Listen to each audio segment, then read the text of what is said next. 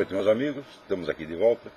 Como sempre, começamos invocando a Santíssima Virgem Maria e o Santo Padre Pio de Pietrelcina para que roguem a Deus que nenhuma injustiça se cometa nesse programa.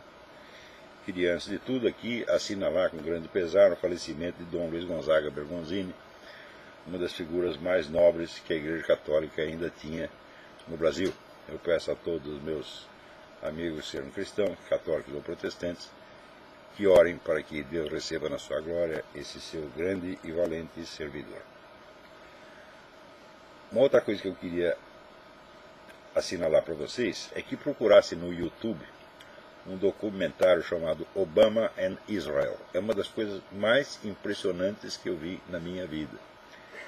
Porque os Estados Unidos construíram uma excelente relação com Israel ao longo de mais de meio século de colaboração e alianças, e Israel é tido como o mais firme aliado dos Estados Unidos e vice-versa.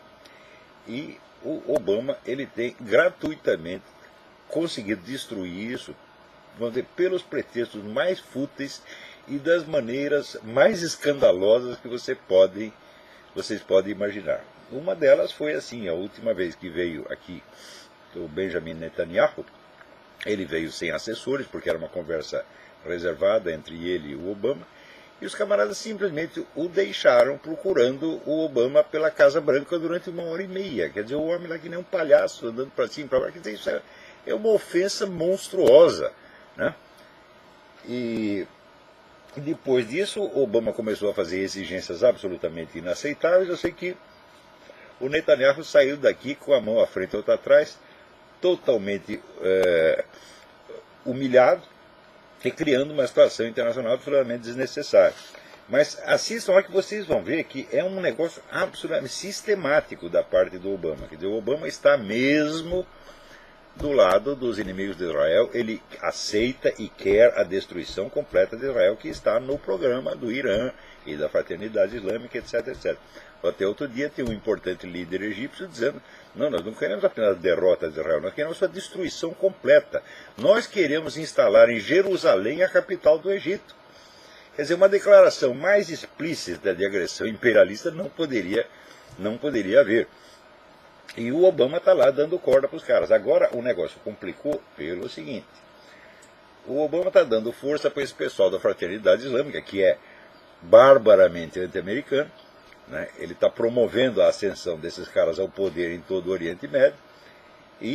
Só que na Síria o negócio complicou, porque a resistência do governo, né, lá foi um pouco mais violenta do que em outros lugares. O Hafez Assad não está afim de dar moleza para ninguém, então desencadeou lá uma matança. Então, quer dizer, isso é briga de Beelzebub com Satanás, evidentemente. Só que, né, o governo americano está do lado da Fraternidade Islâmica, e a Rússia está do lado do Assad.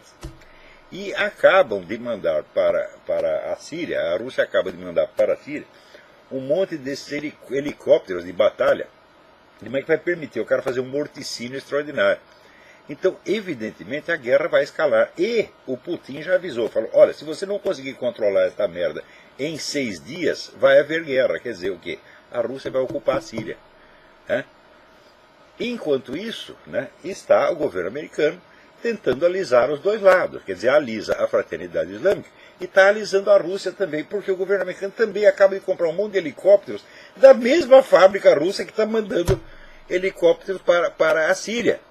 Tá certo? Então, quando vem a notícia, olha, a Rússia está enchendo lá de helicópteros e outras armas, né? A Hillary Clinton ficou sem saber o que fazer, está perplexa, coitadinha. Fala: mas como está perplexa? Quem não sabe que a Rússia vai fazer isso, porra? Né? Pois o Irã está apoiando o cara da Síria, né? E a Rússia também.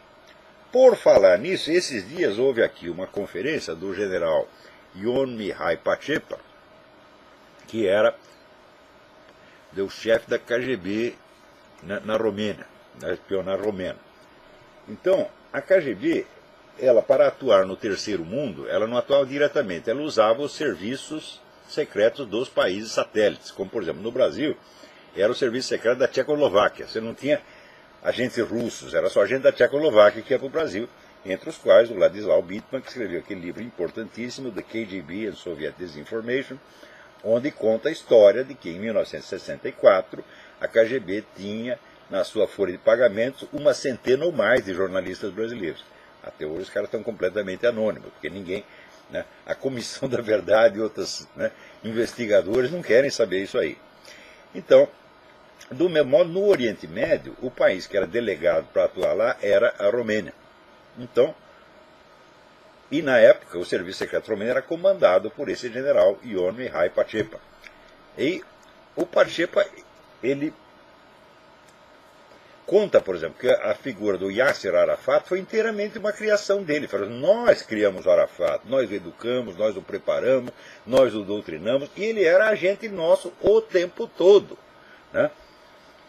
Então, para você ver que esse negócio da Revolução Islâmica também não é um produto autóctone, porque existe uma ruptura clara na história islâmica. Tem gente que, os historiadores muito metidos, pessoas que querem ver as coisas só do ponto de vista religioso, então eles veem essa coisa toda da invasão islâmica, do terrorismo islâmico, e começam a tentar explicar isso por coisas que aconteceram no século 8 ou 9, quer dizer, remonta às origens do Islã, dizendo, não, o Islã tem uma tradição belicosa, etc, etc.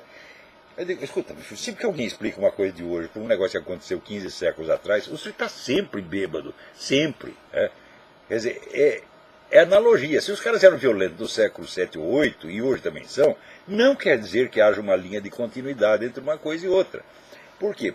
Durante 2 ou 3 séculos, o Islã ficou quietinho, ficou de joelhos perante o Ocidente, né? De repente, a partir dos anos 20 e 30, começa esta pregação revolucionária que desencadeia a situação atual. Então, não há linha de continuidade entre uma coisa e outra, né? E mesmo os melhores analistas, né, como, por exemplo, Joel Richardson, né, o cara que escreveu aqui, ele escreveu o The Islamic Antichrist e agora escreveu The Mideast Beast, daqui a pouco eu vou falar a respeito, sempre vem com essa história. Quer dizer, são pessoas que não têm uma criteriologia. Para você escrever história, não basta você saber os fatos, meu filho. Você precisa ter uma armadura de conceitos e de ferramentas explicativas que lhe permitam, né, dar o sentido racional do que você está explicando. Certo? Não é só você contar fatos e começar a fazer analogias. Aconteceu uma coisa parecida no século XII, no século XI. Né? No Brasil também tem muito disso. Tem gente que explica a situação atual. Você veja, os nossos amigos liberais, eles falam, não, tudo o que está acontecendo agora é por causa da Contra-Reforma, por causa do Concílio de Trento. Eu digo, pô, vocês estão bêbados, vocês não têm a menor ideia do que é ciência histórica. Quer dizer, e pior, os liberais são discípulos do Ludwig von Mises, que era um sujeito que tinha uma visão muito clara dos processos reais da ação humana. Mas eles leem o Mises e não entendem, né? Então começa a procurar causas históricas profundíssimas de longo prazo, sem explicar, meu filho, qual é o processo real pelo qual a sua suposta causa chegou no efeito. Porque não é essa causa e efeito, não, tem a causa, tem o meio, tem causa intermediária, elos, né, que chegam até o efeito. Então, se você tem uma causa aqui, depois pula 3 séculos, dá um efeito, fala, está faltando uma coisa no meio, porra. As ideias, por exemplo, elas não agem por si mesmas.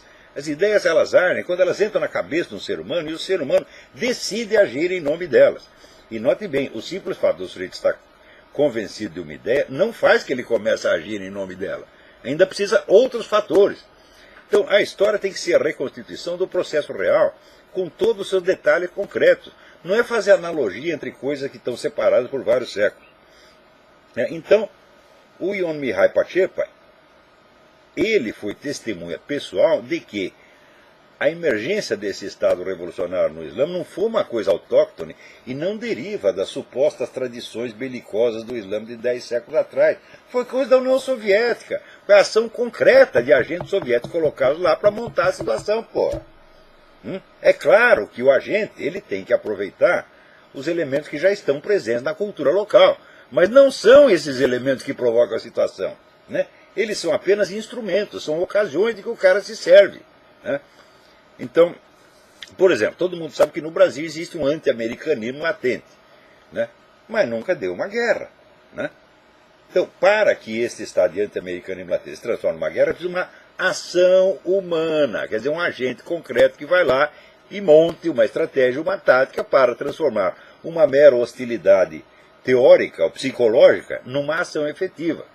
Então, aí o Pacheco, esta semana, você procura no AIM, Accuracy in Media, o site, né, maravilhoso do meu amigo Cliff Kincaid, um dos caras mais bem informados desse país. E ele levou lá o general Pacheco, que foi um desertor, ele era o chefe da KGB, ele desertou, né, veio para o Ocidente e contou a merda toda. Né, escreveu vários livros importantes, escreve sempre artigos, está sempre dando conferência, e ele diz o seguinte, ele diz, o que está se passando nos Estados Unidos foi o mesmo processo pelo qual se implantou o comunismo sem dar um tiro na Europa Oriental. Então, ele não é um amador, não é alguém que chegou, não é um teórico da conspiração, é alguém que conhece as coisas nos seus detalhes concretos. Tá certo? E ele está convencido de que Obama é realmente marxista. Eu também estou convencido. Por que eu estou convencido disso? Por analogia, porque umas coisas que ele diz parecem marxistas? Não, porque a gente estudou a biografia dele. E viu que durante toda a sua carreira ele só esteve associado com o revolucionário comunista o tempo todo. A turma inteira dele vem disso aí. Agora, pior. Esta semana apareceu, né, a carteirinha de inscrição e os recibos de contribuições dele ao Partido Socialista, que a Casa Branca negava, o Partido Democrata negava, a mídia elegante inteira negava, dizia, não, isso é teoria da conspiração. Agora apareceram os documentos. Alguém noticiou? Nada. Presta atenção, coisas que não foram noticiadas. Essa foi uma delas. Segundo os 43 processos que a Igreja Católica está movendo contra o governo, que é o maior assédio judicial que o governo americano já sofreu ao longo da sua história, também não foi noticiado. As manifestações que aconteceram aqui em 164 cidades contra o Obamacare, contra o plano de saúde do Obama, nada disso foi noticiado. Como é possível? É possível pelo seguinte, eu explico para vocês. A grande mídia hoje só tem duas funções. A primeira é censura, a segunda é controle social. Ela não tem mais nada a ver com investigação de fatos e divulgação de informações. Presta atenção. Eu não estou falando que a mídia está distorcendo. Ela não está distorcendo, ela está cumprindo a sua função. Sua função é censura e controle social. Se você quer informação, meu filho, você vai ter que procurar na internet, vai ter que procurar em fonte direta, vai ter que perguntar para as pessoas, vai ter que ler livros. Grande mídia não é para acreditar em uma só palavra, não é para usar nem como referência, é para esquecer o que eles estão dizendo. Você só pode acompanhar para ver qual é a forma que a manipulação está tomando. Quer dizer, é uma coisa que só deve ser lida por profissionais, por estudiosos da coisa. O cidadão comum, se quer informação, não vá no Estadão, não vá na Folha, não vá no Globo, sobretudo não vá na Rede Globo, daqui a pouco eu vou comentar algo da Rede Globo, não vá no New York Times, não vá na CNN, procure fontes diretas, o mais próximo possível dos personagens envolvidos na trama. Procure documentos, procure depoimentos diretos, e assim, não confie na grande mídia em nada. Então, note bem, que aqui, mesmo aqui nos Estados Unidos, as pessoas não perceberam isso. Elas ainda estão falando que existe um viés esquerdista. Não, viés esquerdista existia 20 anos atrás, meu filho, né? Então, quer dizer, a mídia tinha a sua função normal, mas ela a distorcia, né? Ela a deformava pela introdução de um viés ideológico que selecionava as notícias e dava, como é que diz, torcia os fatos para dar o sentido que eles queriam. Hoje não é mais isto. Né? Hoje só tem a censura e a engenharia social. Né? Entre outras, procurem, não é só nos Estados Unidos ou no Brasil. Procure esse livro aqui, é indispensável. Elisabeth Lévy, Les Maîtres Censeurs, Os Mestres Censores. Você vê como é que o negócio está na França, está até mais bravo do que aqui.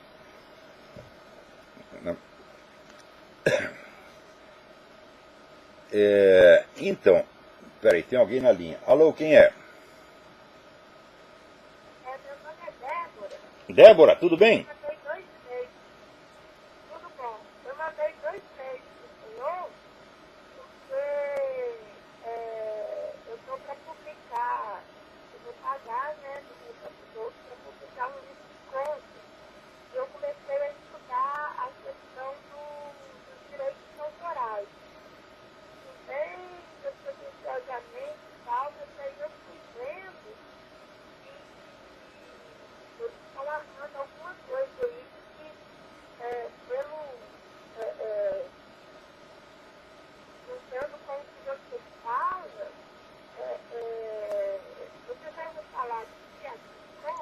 Olha, Débora, eu sugiro o seguinte, você me mande novamente o e-mail, mas mande para o seguinte endereço, olavo@olavodecarvalho.org, olavo@olavodecarvalho.org. Eu sei, mande novamente hoje, mande agora de novo, porque daí eu recebo 700 e-mails por dia. Se eu não estou alertado, às vezes me escapa. Eu tenho que ler o seu e-mail primeiro, para depois a gente poder conversar disso aqui no programa, senão eu estou por fora. Só com essa rapidez aqui de 2 ou 3 minutos, você não vai conseguir me explicar o negócio. Então deixa eu ler o seu e-mail primeiro e você volta a me ligar na semana que vem, tá bom? Obrigado, Débora. Eu ainda não está ciente do projeto, não. Não, não estou sabendo de nada. Então por isso que eu tenho que ler o seu e-mail primeiro. Me manda hoje, tá bom? Que eu já fico alertado para buscar o seu e-mail. Obrigado.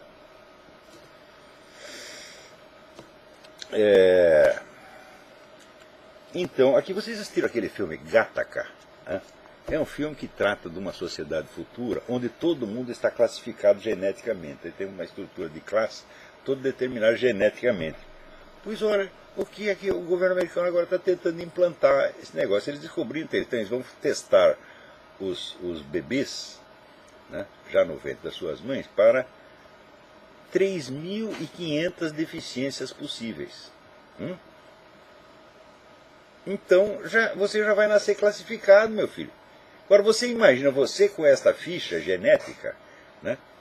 A ficha genética vai ser naturalmente investigada pelos seus futuros empregadores. Ou se você faz um concurso para um emprego público, né? É inevitável que isso aconteça. Basta você testar, basta você ter o resultado do teste, ele vai estar arquivado em algum lugar e alguém vai querer saber daquilo, mas de menos dia vai saber. Em primeiríssimo lugar quem? O próprio governo, porra! Né? Quer dizer, você faz um concurso lá para ser gari, para ser varredor de rua, tá certo? Numa cidade lá no fundo do Oregon. Tá lá, a prefeitura vai solicitar a sua ficha genética e fala, não, você não pode, porque você tem isso, mas aquilo. Eles não vão dizer isso, mas vão te cortar, vão te boicotar.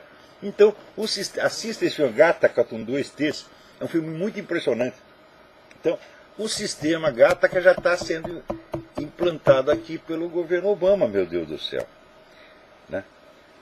Agora, a minha amiga Angélica Portugal me envia aqui uma sinopse de uma nova novela, que Salve Jorge, da Rede Globo, em que, né, o herói é um milico. Né? Parece estranho a Globo fazer uma novela que o herói é um milico, mas acontece o seguinte, ele é um milico de novo tipo, inteiramente profissionalizado, obediente à dona Dilma, obediente ao Foro de São Paulo, obediente às Farc, em suma, é um milico modelo. Então, pergunta aqui, Angélica, isso não seria uma tentativa da Globo de introduzir uma cunha, uma divisão, né, entre 2 gerações de militares? Em parte sim, mas acontece o seguinte, a Globo sempre, e a Globo e a esquerda inteira, sempre deu esse duplo tratamento aos militares. Tratamento pavloviano, um choque e um queijo. Então você faz o seguinte, através de alguns órgãos de mídia, você acusa os caras do diabo, tudo que chama eles de tudo quanto é nome. Vocês são torturadores, assassinos, etc, etc. Ao mesmo tempo, afaga os caras. Olha, toma lá uma verbinha para você comprar umas arminhas, toma lá uma promoção, né? Fazer uma homenagem, te dar uma medalha, né? Puxar um pouco o saco. Né? Então, eles estão fazendo isso há 20 anos, é um choque e um queijo. É claro que tem que ser assim, porque a política do ataque indiscriminado não funciona. Né? Nietzsche já dizia, só se vence aquilo que se substitui. Quer dizer, você quer vencer o negócio, precisa botar outro no lugar. Tá certo? Então não adianta só descer o cacete nos milicos. É preciso descer o cacete e abrir uma porta para onde eles possam fugir. Como você faz com o ratinho, você dá um choque aqui e bota o queijo lá. Ele vai para onde você quer, ele vai evitar o choque e correr atrás do queijo. Acontece que há 20 anos, desde o tempo do Fernando Henrique, este é o modo oficial de tratar as Forças Armadas. E pior, as Forças Armadas estão caindo. Tá certo? Estão se deixando manipular como ratinhos de Pavlov, como cães de Pavlov. A gente vê toda hora aí milicada, general, estou trocando beijinhos, etc. Com aqueles mesmos que inventam 1000 e uma coisa contra as Forças Armadas, que tentam enlamear a reputação dela por tudo quanto é jeito, e pior, que querem destruir a carreira de muitos militares. Então, você veja, para a Escola Superior de Guerra, há muitos anos já virou um instrumento dessa política de conciliação entre a esquerda e as Forças Armadas.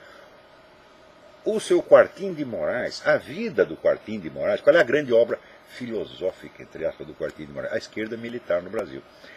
O Quartim de Moraes é o cara encarregado, né, de fazer a parte queijo do serviço. Aproximar os milicos e a esquerda revolucionária. Enquanto tem outros encarregados, tá certo, de descer o cacete, o elemento choque da coisa. Então, é sempre assim, só que agora, vamos dizer, a Globo fez um upgrade.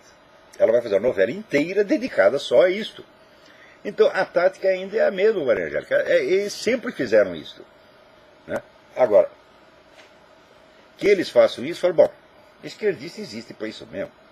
Né?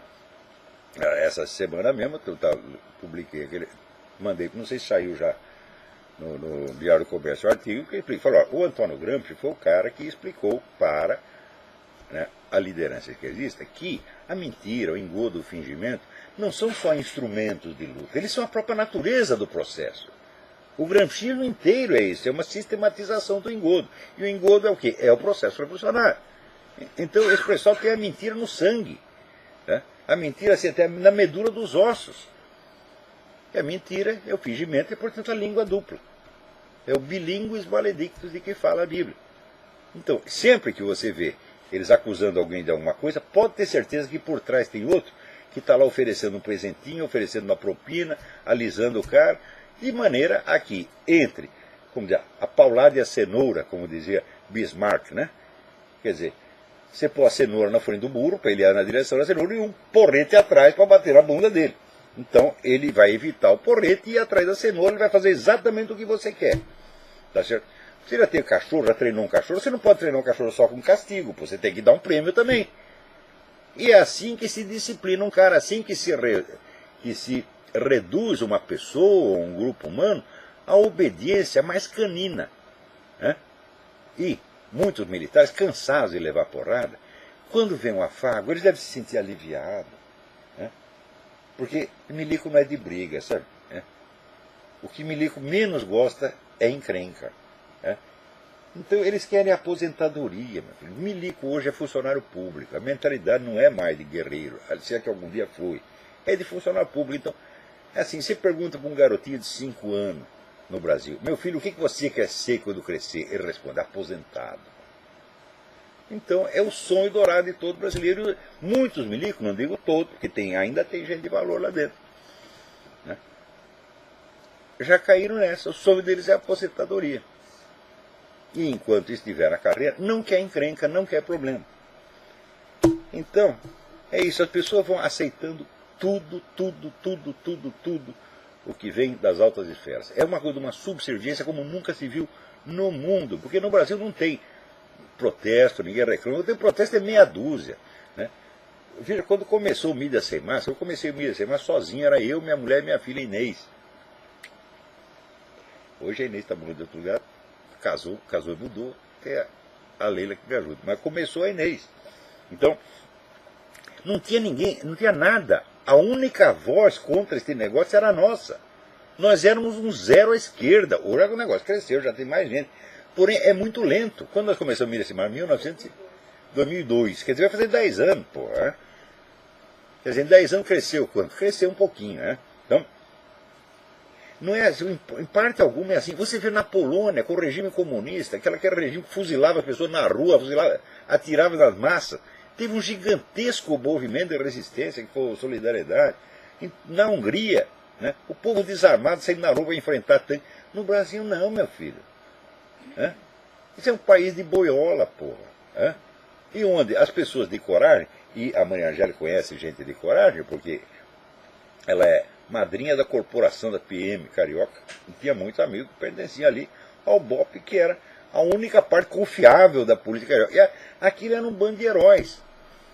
O que aparece no filme, como é? Esquadrão? Tropa de Elite, né? Aqui, Elite Squad. Aquilo é pura verdade, a vida dos caras é aquilo, que é para no primeiro filme, no segundo já entrou, né? O cara fez aquele filme, e o filme era verdadeiro, refletia a vida real. Ah, não pode, imediatamente a intelectualidade protestou, ele teve que fazer um filme já maquiando, né? Então, o pessoal aceita tudo, né? Agora, esse dia teve o negócio da Marcha das Vadias e eu, inspirado nisso, fiz aqui um soneto. Alguns de vocês talvez já tenham lido, mas eu vou ler aqui para vocês, porque é o espírito da coisa que encarnou em mim, baixou, né, o espírito da sacanagem, da estupidez, baixou aqui e eu escrevi. Este soneto se chama A Marcha do Vadio ou Soneto do Novo Calígula, com o subtítulo O Imperador Devasso ressuscita no Brasil e faz o maior sucesso. Então eu aqui no soneto, né, tomando a palavra em nome do Calígula, declaro o seguinte: pelado e altivo sairei pelas praças, com o meu peru à mostra, ereto e duro, e mandarei marcar com ferro em brasa quem nele veja algo de feio e impuro. Do alto dos templos tocarei punheta, e por força de lei será proibido conjecturar que há nisso troça ou treta ou coisa de maluco pervertido. Mostrar o pau em público é um direito, o cume da moral e da beleza ao qual ninguém pode negar respeito.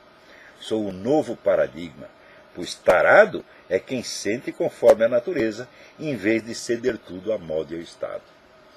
Então, tá lá, esse aqui está no Mídia Sem Máscara, né? Agora eu estou fazendo um outro soneto, né, que é o Zé Dirceu indignado, né, reclamando, mas que caralho de justiça é essa? E vocês estão vendo. Né? Então é a indignação moral do Zé Dirceu, porra. Não é isso? Porque você vê, todos eles têm aquela cara de indignação. É uma coisa que só comunista consegue fazer. Não é isso? Quando você diz que eles estão fazendo o que eles estão fazendo, eles fazem aquela cara assim, que está passado. Calúnias! Calúnia direitista, teoria da conspiração. Puta que pariu! Agora, enquanto isso, você veja, o Federal Reserve fez um estudo e diz aqui que a totalidade de bens disponíveis, os recursos financeiros da família americana, né, caíram em 40% de 2007 a 2010. Ou seja, principalmente esses 3 anos de Obama que nós tivemos. 40%, você sabe o que é isso? Quer dizer, o que você tinha vale hoje metade. O poder de compra é hoje metade.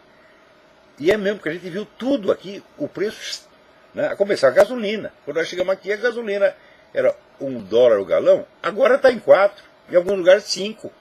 E a gente não sabe onde isso vai parar. Então, quer dizer, você acha que a pessoa consegue, assim, tudo você tem que pagar 4, 5 vezes o que vale? Não, não dá. Né? O preço dos imóveis aqui já era um escândalo quando nós chegamos, mas subiu muito. Então, agora, por causa dessas coisas, é que a popularidade do Obama está caindo, não só aqui, mas no mundo inteiro. Hoje saiu uma matéria no Spiegel, né, dizendo que os alemães que adoravam o Barack Obama, agora já estão completamente desiludidos com ele. Mas aqui é a mesma coisa. Aqui, na Europa, o apoio do Obama, que era mais de 60%, baixou para 27%.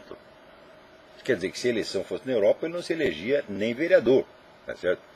E aqui, entre os negros americanos também, ó, está caindo rapidamente. Não apareceu o Spike Lee dando uma entrevista. Não é só os racistas que estão putos com o Obama, nós também estamos.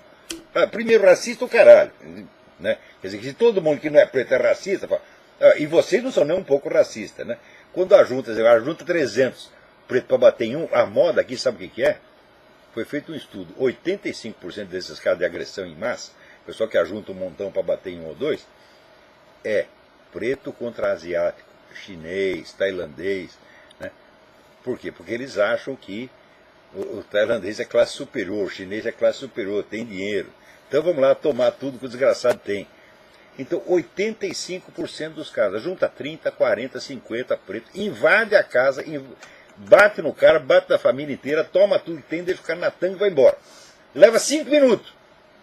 E daqui dá o chinês para o hospital. Agora, isso não é racismo de maneira alguma. Tem até um cara que diz, não, mas não é racismo, nós escolhemos os chineses porque eles têm dinheiro. Falo, em primeiro lugar,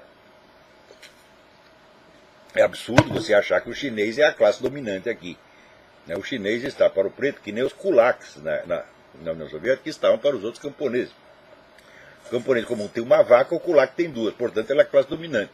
Então o chinês, ele tem uma pastelaria, né? ele tem uma lavanderia, tem alguma coisinha assim, então os caras acham que ele é a classe dominante, ficam com raiva dele e vão lá, destroem tudo e batem no cara. E dizem que isso não é racismo. Você vê, em Ruanda o que aconteceu? Era o mesmo problema. Os caras da tribo Hutu achavam que os Tutsis eram ricos, era a classe dominante. Por quê? Porque um tinha uma cabra, outro tinha duas cabras. Né? Então vamos matar todo mundo que tem duas cabras. Isso é a base do racismo, meu Deus do céu. Por que você acha que o alemão tinha raiva do judeu? Porque o judeu estava numa situação relativamente melhor. Não era que. Não, tinha 5 milionários judeus. E o outro tinha o quê? Tinha o judeu da alfaiataria, tinha o judeu da padaria. Tá certo? Mas o cara que não tinha nada, que estava desempregado, ficava com raiva dele e começava a achar que aquele cara era a classe dominante. Quando o Hitler mandou matar os caras, todo mundo, oba, agora nossa chance. Isso aí acontece. Não é a primeira vez, meu filho. Você lê a história do que se passava na Europa na Idade Média. Era a mesma coisa. Né? A massa dos fudidos tinha lá a raiva do judeu, porque o judeu tinha alguma coisa. Por que o judeu tem alguma coisa? O judeu é uma comunidade pequena e muito unida, e um ajuda o outro, logo todo mundo progride. Isso é a coisa mais óbvia do mundo. Enquanto a massa geral fica todo mundo, um só procurando pôr no cu do outro, e vai todo mundo para baixo. Então esse é o segredo da prosperidade judaica. Porra, quando é que vocês vão entender isso, é? Então, você vê, claro que existem conflitos dentro da comunidade judaica. Tem, por exemplo, judeu esquerdista, que tem um monte, tem judeu direitista, judeu conservador, tem tudo isso. Mas na hora do vamos ver, eles se ajudam uns aos outros. Né? Então, por exemplo, os judeus imigrantes chegam num país, eles logo se juntam. E um oferece emprego para o outro, protege. Então é por isso que vão para a frente, é só por causa disso, pô. Não tem outro segredo. Né? O judeu não tem um acordo secreto nem com Deus nem com Satanás. Não é que dizem que são o povo eleito, mas isso aí não basta, porque ser povo eleito não significa que você vai ter todas as vantagens. Né? Você vai se fuder um pouquinho também. Vou ler a Bíblia, você vai ver que é assim. Né? Deus sempre foi durão com os judeus. Né? Então, ele não tem um acordo secreto nem com Deus nem com Satanás. Ele simplesmente tem um acordo público com eles mesmos. Então, por isso eles vão para frente. Do mesmo modo, o chinês. Chinês e japonês também, era a mesma coisa no Brasil. Eu lembro que 40 anos atrás eu participei do recenseamento escolar nas regiões mais atrasadas do Brasil. E a gente percorria o mato, né, procurando família, e para saber quantos filhos tinha, se tinha certidão de nascimento, se não tinha, se tinha, estava na escola e tal. E lá no meio do matagal a gente só via assim, os caras morando naquelas palhoças, tudo fodido, né? E de repente eu vi um castelo de madeira. Né? Chego lá, era uma família japonesa. Os japoneses com 40 parentes, todo mundo disciplinado, trabalhando direitinho, tinha construído um império ali no meio. Chegou com uma mão adiante, outra atrás, chegou até pior do que o brasileiro. Só que, pela união, organização e trabalho sério, conseguiram alguma coisa. O judeu, mesma coisa. Então, o judeu na Alemanha era alvo de inveja desses caras. Na Idade Média é a mesma coisa, porra. Aí o pessoal fala mal da Inquisição. Você quer saber quem parou com a matança de judeu? Foi a Inquisição. Porque antes era assim, a massa ignara juntava, né, instigada por algum agitador filha da puta. Vamos lá matar o judeu, tomar tudo que ele tem. Ponto, daqui a pouco tomava, invadia a casa do judeu, tomava tudo, dava-lhe um cacete, matava o cara. Tá certo?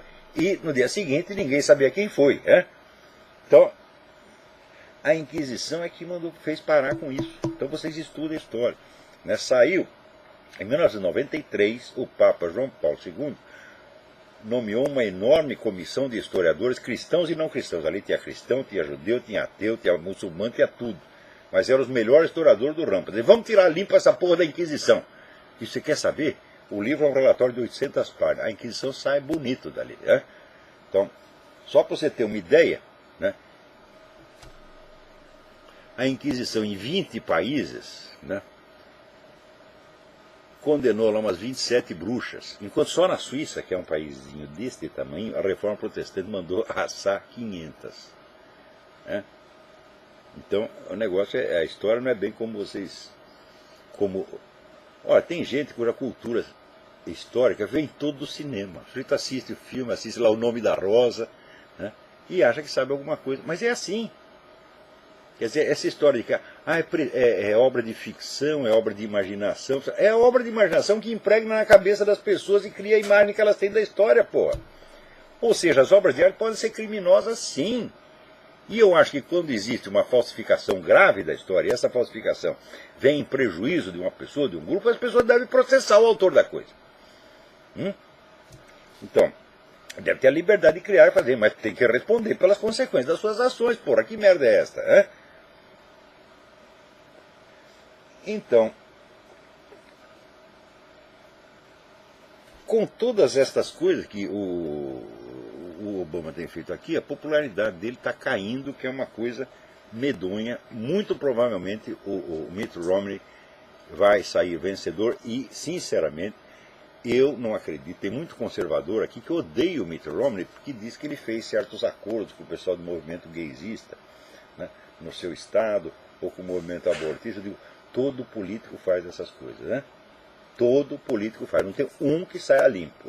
Agora mesmo está acabando de ler uma biografia do general de Gaulle, vocês não imaginam a quantidade de sacanagem, de crimes que esse cara fez para tomar o poder na França. O negócio de mandar matar os concorrentes, tá entendendo? Né, tinha o almirante Darlan, que estava... Esse sim era um verdadeiro resistente, porque ele tinha conseguido levar uma parte das tropas francesas para a África do Norte, e tinha ali um exército organizado. Ele era alguma coisa, ao passo que o de Gaulle não tinha um soldado, não tinha uma arminha, não tinha um estilingue, né, e posava de comandante das forças francesas inexistentes. Então, o de Gaulle simplesmente mandou matar o cara, porra, para tirar o sujeito do caminho. Então, esse é outro bom filho da puta que entrou para a história como se fosse um grande herói. Então, agora... Você não vai ver isso no cinema, porra. Você precisa estudar, caralho.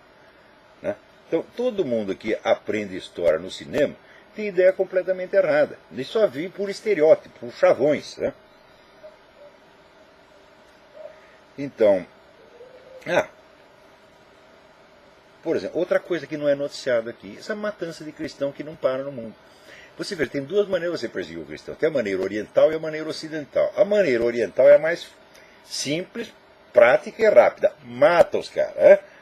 E no Ocidente, não. Você boicota, você tira os meios dos caras. Você vê, na Dinamarca, agora tem uma lei que obriga a igreja luterana, o decreto é a igreja luterana, quer dizer, as outras, por enquanto, até escaparam.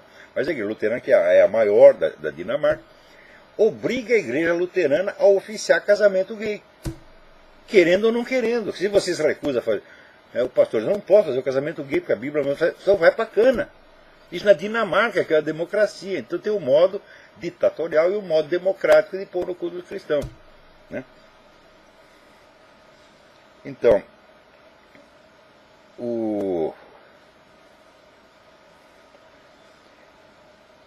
também aqui, você veja, esta mesma semana aconteceu um outro negócio aqui de... Quer dizer, essa coisa de perseguição cristã já virou uma banalidade, e nem tanto. Você só fica sabendo disso por internet. Uma vez a cada 3 anos, a Folha de São Paulo dá uma notinha, dizendo, mataram um cristão não sei onde. Né? Por exemplo, o que aconteceu na China, né, matança de gente na China, a Folha de São Paulo só acabou publicando uma coisa, porque durante anos enchia o saco do Otávio Frias, escrevia o e-mail para ele todo dia, aqui, seu merda, é o seu jornal aí, tá acontecendo, o seu jornal não fala. Ele, um dia ele, vamos falar alguma coisa, e falou. Então, agora, o Time Magazine está fazendo campanha em favor da eutanásia. Sua avó, sua tia, sua mãe, né, tá lá no hospital, tira o tubo, porra. Né? Manda a mulher pro beleléu. Olha que coisa bonita, coisa humanitária. Né? O número de pessoas que estiveram em estado comatoso e voltaram, né, que estiveram até em estado quase vegetativo e voltar é muito grande, porra. Você não pode assegurar que o cara não vai voltar nunca. Quer dizer, você decidiu matar o cara, porra. Né? Então, dessensibilizar as pessoas para o homicídio, para a violência, para a crueldade, faz parte do programa dessa nova ordem mundial. Né? Então, a dessensibilização é seletiva. Por exemplo, se é no Islã, não dessensibiliza para todo mundo, é só para os infiéis. Se o infiel é uma espécie de porco, você pode matar, os outros não. Né? Aqui, bom, é seletivo aqui também, você pode matar feto, pode matar velhinha, né? Isso não tem problema. Agora, o beautiful people é intocável. Né? Se você disser uma palavra contra o filho da puta desse, né, eles choram, dizem, ah, me perseguindo. Puta merda. Né?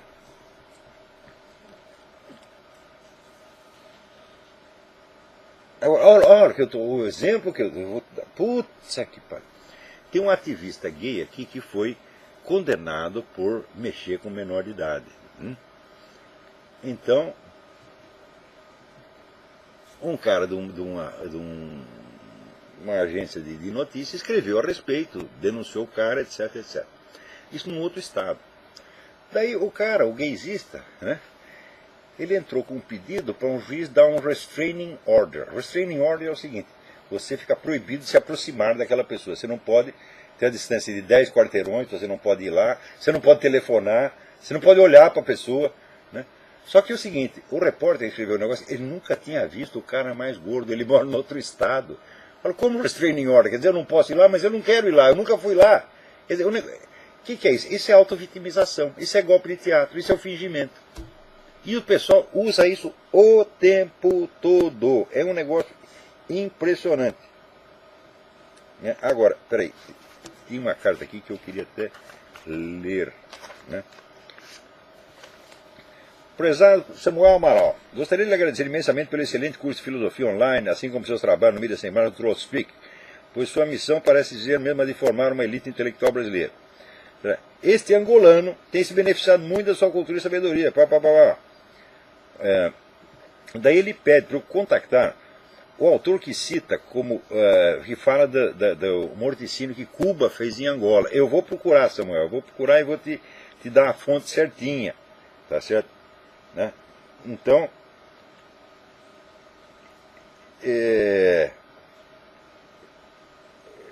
ele disse que ele lamenta muito que o Rodrigo Constantino deve estar muito preocupado agora que a seita do Olavo, o Círculo de Olavetes, está a contaminar o continente africano. Aí, Samuel, espera um pouco que eu vou tentar descobrir esse dado para você e te mandar. Obrigado pela sua atenção, pela sua gentileza. Né?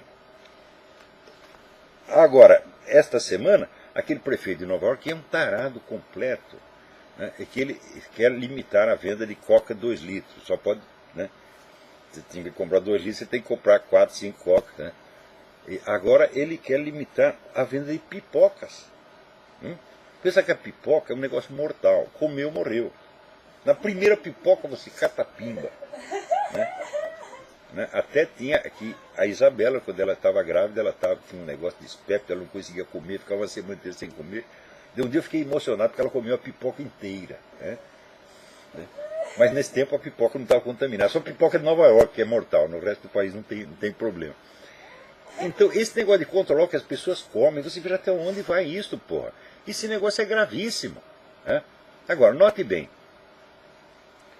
Controlar o alimento do mundo é uma das formas mais fáceis e rápidas de você tomar o poder no mundo. Né? Existem 2 ou 3 empresas que já estão praticamente controlando, e essas empresas estão intimamente ligadas a essa elite globalista. Então elas vão determinar o que você come e o que você não come. Por exemplo, aqui, né, você não pode tomar leite, né, natural, leite tirado da vaca. Né?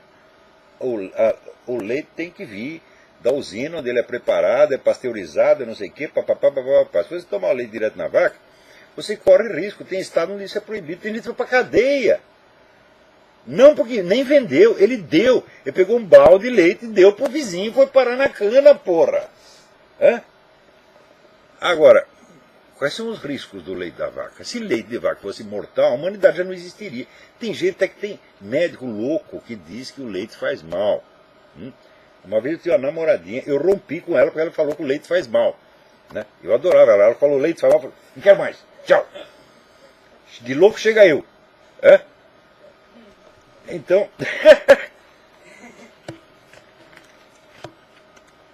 esse negócio, vamos dizer, do controle da vida privada, isso está avançando dia a dia, o pessoal no começo ri, acha engraçado. De fato é engraçado.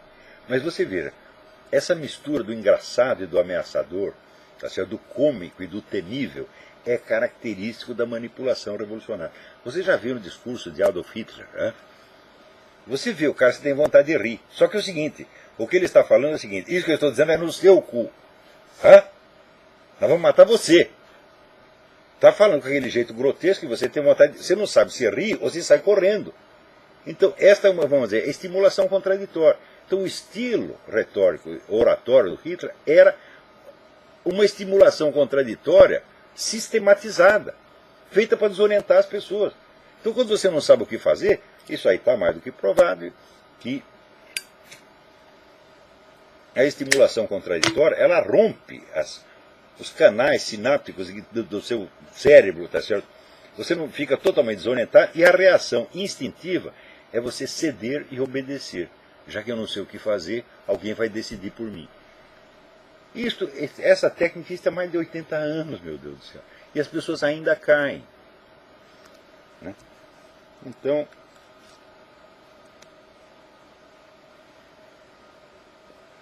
também esta semana, houve aqueles meninos, Davi e Jonatas, né, que sofreram tanta perseguição por ter sido educado em casa, a família, né, teve anos de tormento, encheção do saco, perseguição pelo governo. Só que o nosso governo zela pela educação das pessoas. Você veja o que o governo brasileiro fez pela educação do Lula. E da dona Dilma. E daquele ministro da Educação que escrevia cabeçalho em vez de cabeçalho. E do doutor Emir Sader, que escreve Getúlio com LH. O que o governo fez pela educação dessas pessoas, que são seus membros e aliados, é o que ela quer fazer para todo mundo. Então ela zela para que as crianças tenham a melhor educação possível. Tá certo? Então, o Davi e o Jonas foram educados em casa pelos seus próprios pais, tá certo?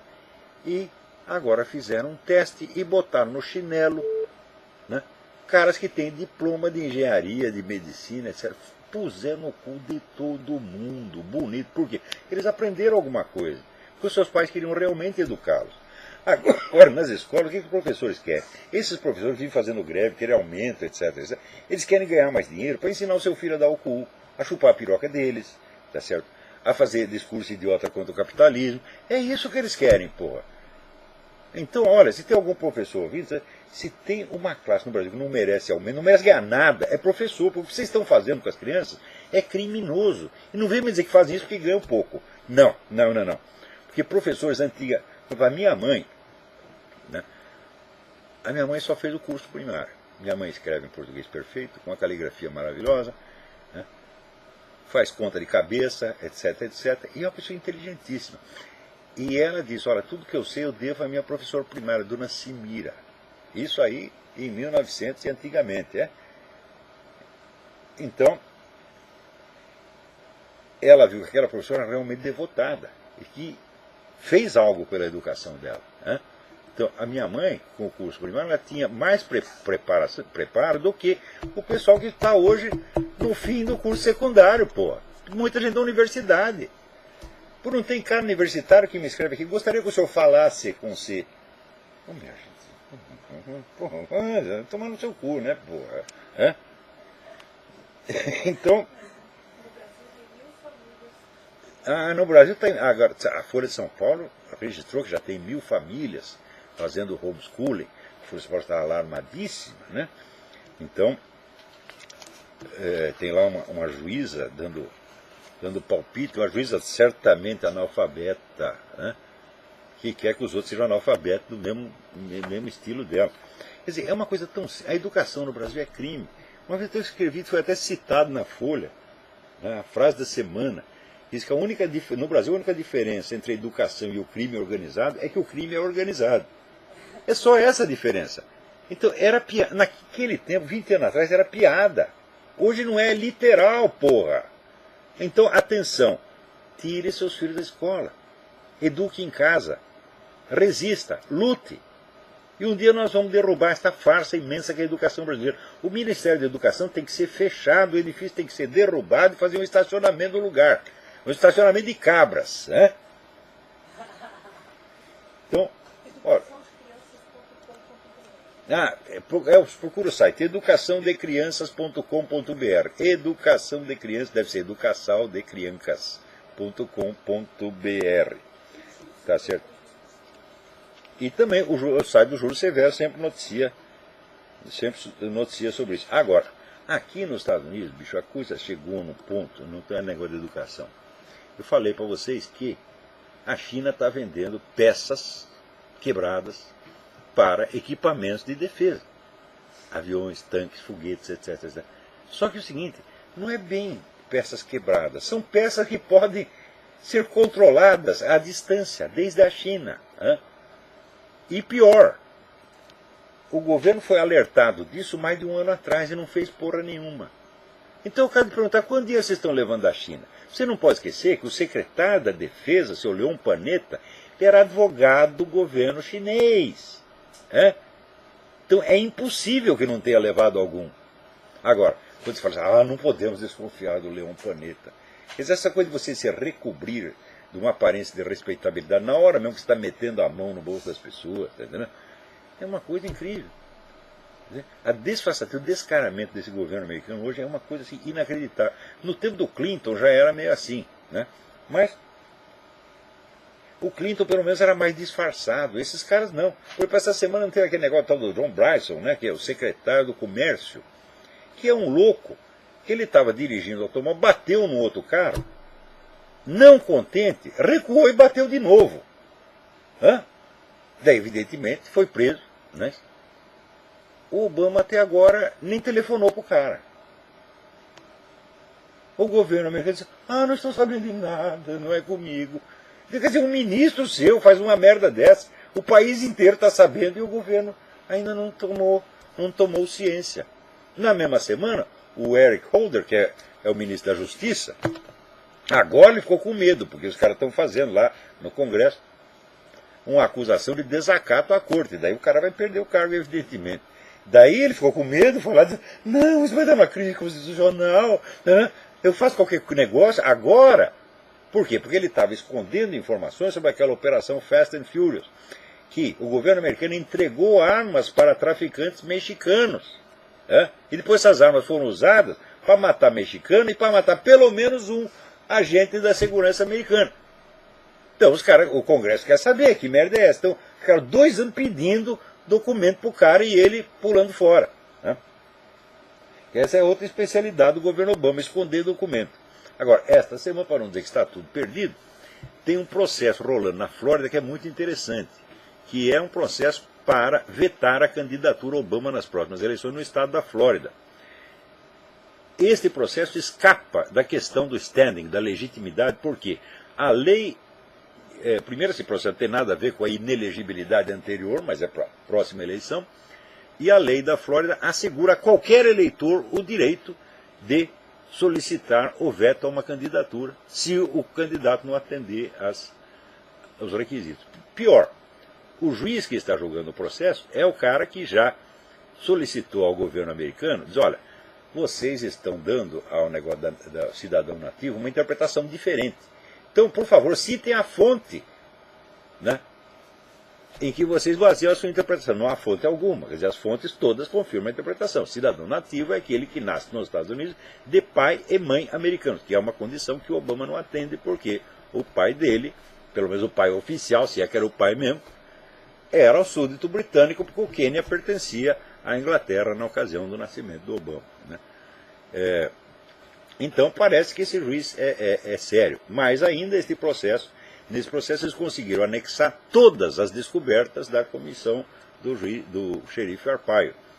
Então, isso aí ainda pode dar alguma coisa. Esse processo está um pouco melhor orientado do que os anteriores. Aliás, tem um artigo que eu escrevi, fazendo análise por os erros de estratégia e de tática que os birthers fizeram desde o início. Vai sair com o título de Aparência Respeitável, vai sair no Diário do Comércio nos próximos dias. Eu não vou ler para vocês, porque... Quantos minutos nós temos? 4? Será que em 4 minutos eu leio isso? Eu vou ler. Desde o começo, se acabar no meio, dane-se, vocês lêem o resto no Diário do Comércio. Desde o começo da sua epopeia, os birthers não seguiram a estratégia mais simples e racional que teria lhes permitido, já em 2008, jogar Barack Hussein Obama na lata de lixo da história de uma vez para sempre. A tese que defendiam era substancialmente verdadeira. O homem havia se apresentado às eleições com falsa identidade. O lugar dele, portanto, não era na Casa Branca, nem mesmo no Senado ou na lista de candidatos, era na cadeia. Tendo nas mãos a prova do crime, poderiam tê-la desfechado logo no coração do inimigo, como uma bala de prata, e ir para casa seguros de que haviam não só dado cabo do vampiro, mas aleijado gravemente a ala esquerda do Partido Democrata. Bastava um processo criminal contra o qual Obama, então mero candidato, não tinha a proteção da imunidade presidencial, nem podia mobilizar o aparato repressivo e a máquina publicitária do Estado, como veio a fazer mais tarde.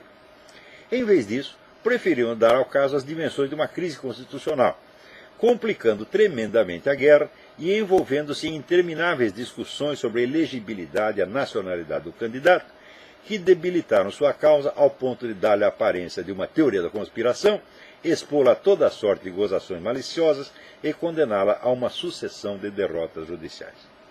Desde logo, a lei determina que acusações de inelegibilidade, uma vez vitorioso o candidato, só podem ser apresentadas por quem comprove ter sido pessoalmente prejudicado no curso das eleições. Como ninguém tem como provar isso, e só quem tem, que é o John McCain, não quer briga, todos os processos tentados pelos Burns até agora foram rejeitados in limine, isto é, não foram examinados. Em segundo lugar, a prova de inelegibilidade dependia da interpretação que se desse ao preceito constitucional de que só cidadãos americanos nativos podem ser candidatos à presidência. Os Busters argumentam que, para os signatários da Constituição, nativo significava nascido em território americano de pais, no plural, americanos. O argumento está certo em princípio, mas nem todos os constitucionalistas admitem que o texto do documento fundador do Estado americano deva ser interpretado no seu sentido originário. Muitos querem adaptá-lo ao espírito dos tempos. Pode-se alegar que esse espírito é muitas vezes apenas espírito de porco. Mas o fato é que o debate já existia desde muito antes do caso Obama. O argumento constitucional, portanto, dependia de uma premissa que nada tinha de unânime ou autoprobante. Em terceiro lugar, a própria inexistência de provas válidas da nacionalidade de Obama, em vez de ajudar os Busters, acabou por favorecer o suspeito. Escorado no direito à privacidade, o espertinho manteve quase todos os seus documentos trancados a 7 chaves, sabendo que uma investigação para tirar a coisa limpa só poderia realizar por ordem judicial e que não haveria ordem judicial sem processo. Então virou um círculo vicioso. Por que o movimento Buster escolheu o caminho mais complicado e até hoje continua a trilhá-lo entre dores e humilhações? Em 2008 já havia sérios indícios de que era falsa a certidão resumida que o bloco obamista havia divulgado para exorcizar às pressas a vaga suspeita de um nascimento queniano espalhada pela internet. A prova efetiva da falsidade, porém, dependia de exames periciais que só um juiz poderia ordenar no curso de um processo, o qual processo não existia. Logo em seguida, porém, veio uma prova material muito mais evidente, muito mais contundente, que não dependia de peritagem nenhuma, por ser visível com os olhos da cara. Não estava na certidão de nascimento, mas no certificado de alistamento militar, Selective Service, de Barack Hussein Obama. Num lance digno do exterminador do futuro, o homem tinha assinado em 1980 um formulário que só viria a ser impresso em 2008. E o carimbo com a data tinha sido patentemente adulterado, recortando os algarismos 0 e 8 para montar um simulacro de 1980 sem o 1 e o 9. Não poderia ser mais evidente a tentativa de construir uma falsa biografia oficial ex post facto por meios pueris. Sem nem mesmo levantar a questão da inelegibilidade, um processo-crime por falsidade documental, ainda que não chegasse a conclusão nenhuma antes das eleições, teria bastado para mostrar ao eleitorado a verdadeira face de Barack Hussein Obama, desmoralizando sua candidatura pelo caminho mais simples e rápido. Se os Busters não perceberam isso ou não quiseram admiti-lo, foi, entre outros motivos, pelo seguinte. Quem cantou a bola do alistamento militar foi a colunista Debbie Schlussel, que em alguns meios conservadores tinha a fama de excêntrica amalucada. E o crime que ela denunciava era tão grosseiro, tão estúpido, que poderia soar inverossímil. Quem iria acreditar que um senador americano, candidato à presidência, conseguiria enganar seu próprio partido e a nação inteira com um truque bocó? Com toda a evidência, o critério da credibilidade aparente e do prestígio da fonte falou mais alto que o da materialidade dos fatos. A acusação de inelegibilidade pareceu a alternativa mais respeitável. Os Busters, em suma, acharam que, seguindo a dica de Deb Schlussel, ficariam parecendo um bando de malucos. Ao optar pela aparência respeitável, não notaram que estavam cedendo terreno ao inimigo. Uma vez eleito e empossado, Obama já não era um simples indivíduo, ele era a presidência. Investido assim da mais respeitável das aparências, afivelou com a maior facilidade a máscara de malucos no rosto daqueles que tudo haviam sacrificado para evitá-la. Moral da história, antes uma verdade inverossímil do que uma verossimilhança enganosa. Então, até a semana que vem, muito obrigado.